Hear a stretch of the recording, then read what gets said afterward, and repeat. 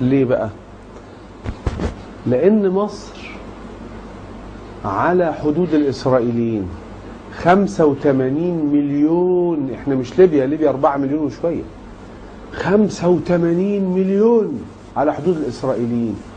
يوم ما يفكر يحاصرني أو يؤذيني اقتصاديا بأي صورة، أول حاجة هيخاف عليها حدوده هو.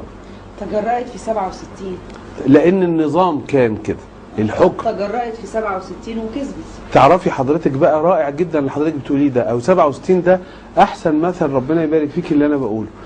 في 67 وجدت نظام حكم في مصر مانع الطيران وعامل حفلة خمور للصبح ومطلع الطيارات بره حظائر الطيارات عشان تضرب، ومجهز البلد، مع انه اعلن قبلها بيومين ثلاثة ان اسرائيل هتضربنا يوم 5 يونيو. نظام حكم مخلي سيناء جاهزة لدخولهم، واوامر عسكرية اي كلام يقول لهم انسحبوا بدون خطة انسحاب وغيره.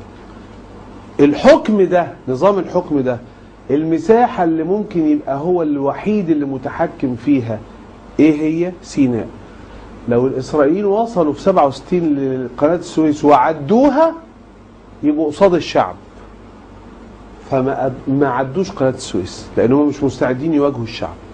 انما الوقت الانفاق اللي موجودة بين مصر وغزة وبين مصر واسرائيل تخليهم يترعبوا، وطول حدود البحر